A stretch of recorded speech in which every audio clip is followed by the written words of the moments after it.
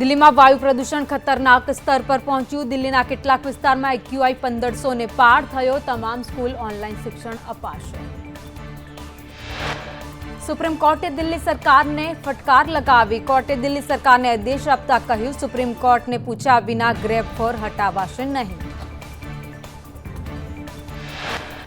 સુપ્રીમની ફટકાર બાદ દિલ્હીમાં વધી રહેલા પ્રદૂષણને લઈ સરકાર એક્શન મોડમાં। દિલ્હીના પર્યાવરણ મંત્રી ગોપાલ રાયે વિવિધ વિભાગના વડા સાથે બેઠક યોજી તાત્કાલિક ગ્રેપ ફોરને લાગુ કરવા કહ્યું। ઉત્તર પ્રદેશના આગ્રાના કેટલાક ભાગમાં ધુમ્મસ જોવા મળ્યું। કેન્દ્રીય પ્રદૂષણ નિયંત્રણ બોર્ડ અનુસાર આગ્રામાં AQI ખરાબ શ્રેણી પર પહોંચ્યો। વધતા વાયુ પ્રદૂષણને કારણે માત્ર દિલ્હીમાં જ નહીં પરંતુ પાડોશી દેશ પાકિસ્તાનમાં પણ સ્થિતિ ખરાબ। એર ક્વોલિટી ઇન્ડેક્સ ખતરનાક સ્તરે પહોંચવાને કારણે 2 શહેરમાં 3 દિવસ લોકડાઉનની જાહેરાત।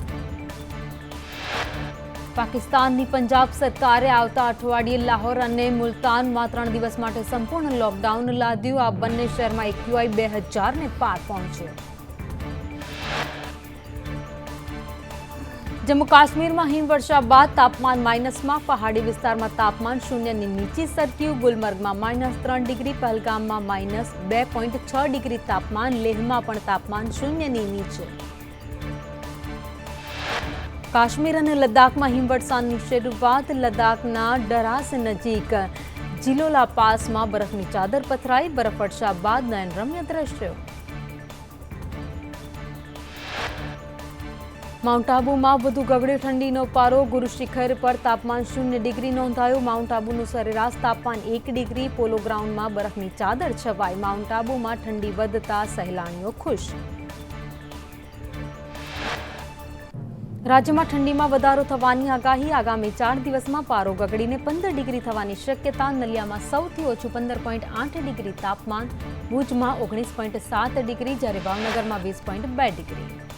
અમદાવાદમાં તાપમાન 18.9 ડિગ્રી, ગાંધીનગરમાં 16, વડોદરામાં 17 ડિગ્રી, રાજકોટમાં 17, ડીસામાં 18.4 ડિગ્રી તાપમાન, પોરબંદરમાં 18.8 ડિગ્રી તાપમાન।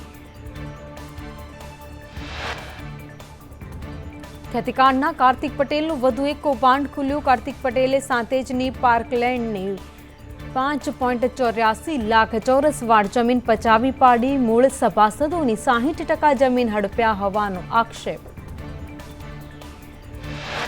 ખ્યાતિકાંડના આરોપી ડોક્ટર પ્રશાંતને VIP ટ્રીટમેન્ટ। પ્રશાંતને લોકઅપમાં ઘરનું ભોજન પીરસાઈ રહ્યું છે। પ્રશાંતની પત્ની પ્રીતિએ લાવેલું ભોજન પોલીસે અપાવ્યું। રાજકોટ નાગરિક બેંકની ચૂંટણીનું આજે પરિણામ। ચુસ્ત પોલીસ બંદોબસ્ત વચ્ચે મતગણતરી શરૂ। સહકાર અને સંસ્કાર પેનલ વચ્ચેના જંગનો ફેંસલો।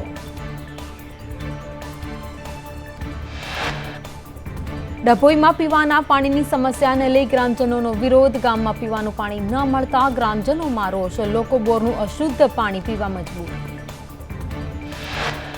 સુરતમાં રોગચાળાથી મોતના આંકડામાં સતત વધારો। અમરોલીમાં રોગચાળાથી 1 વર્ષીય બાળકી સહિત 2ના મોત। અલથાણામાં ઝાડા ઉલટી બાદ યુવકનું મોત। સુરતના અલથાણામાં બોગસ કોલ સેન્ટર ઝડપાયું। પોલીસે બોગસ કોલ સેન્ટરના સંચાલક પ્રદીપને અલીબાગથી ઝડપી પાડ્યો।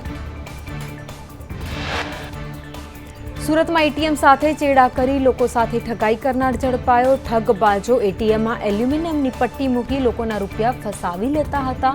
ઉધના પોલીસે બંને શખ્સની ધરપકડ કરી। વડોદરાના પ્રતાપનગરમાં પીવાના પાણીની લાઇનમાં ભંગાણ થતા પાણીના ફુવારા ઉડ્યા। લાઇનમાં ભંગાણ થતા હજારો લીટર પાણીનો બગાડ। જૂનાગઢ અંબાજી મંદિરના મહંત પૂજ્ય તનસુખ ગિરિબાપુનું નિધન।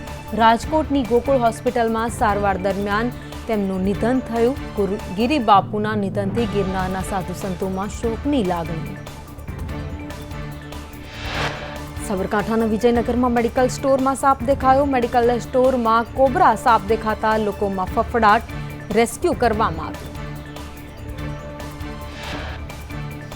બ્રાઝિલમાં G20 સમિટમાં વડાપ્રધાન મોદીએ ઇટલીના PM જોર્જિયા મેલોની સાથે મુલાકાત કરી। પોર્ટુગલના PM સાથે પણ તેમણે દ્વિપક્ષીય વાતચીત કરી।